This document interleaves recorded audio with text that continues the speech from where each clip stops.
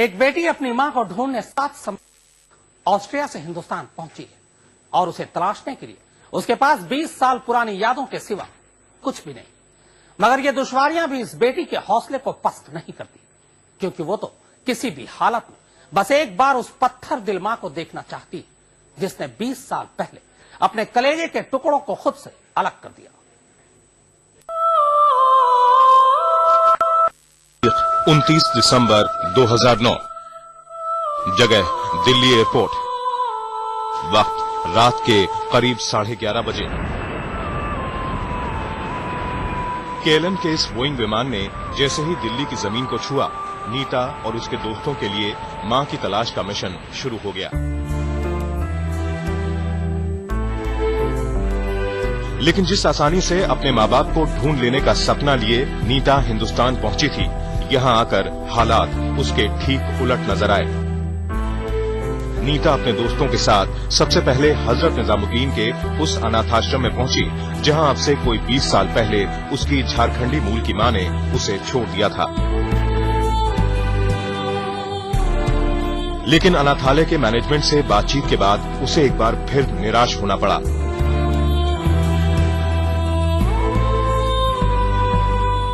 Ich bin sehr glücklich in meinem neuen Land, halt meine Heimat, wo ich jetzt wohne.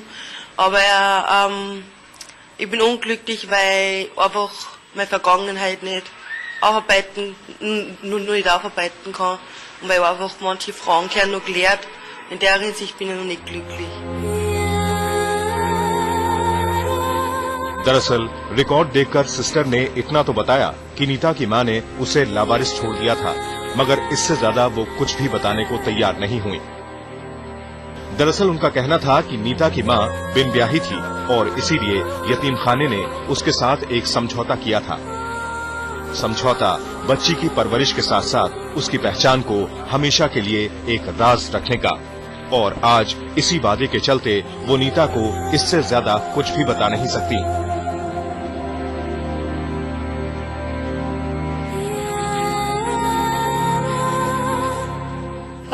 Nita adult है।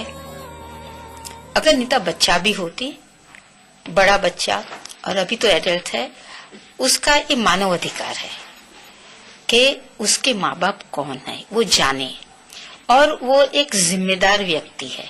और वो जब जानना चाहेगी तो एक जिम्मेदारी से जानना चाहेगी। वो इसलिए जानना चाहेगी कि वो उसके मन में तड़प है कि मेरी कौन माँ है।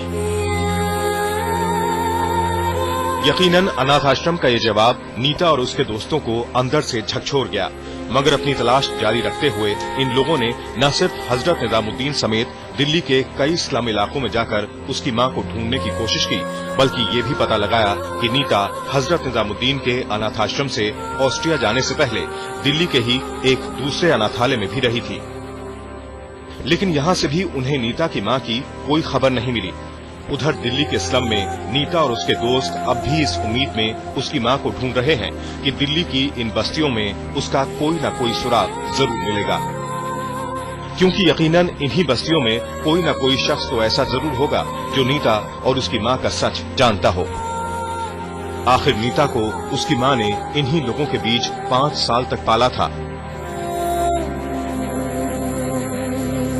तकदीर के इस मजाक से अक्सर गमजदा रहने वाली नीता का नजरिया अब हिंदुस्तान आकर काफी हद तक बदल चुका है। उसे लगने लगा है कि उसके साथ जो कुछ भी हुआ कई मायनों में शायद वही ठीक हुआ, वरना आज वो हिंदुस्तान के तमाम गरीब बच्चों की तरह एक बदहाल जिंदगी जी रही होती। लेकिन इस सब के बीच आज ये कोई नहीं जानता कि नीता की मां अब कहां है। वो दिल्ली में रह रही है या फिर झारखंड वापस लौट चुकी है।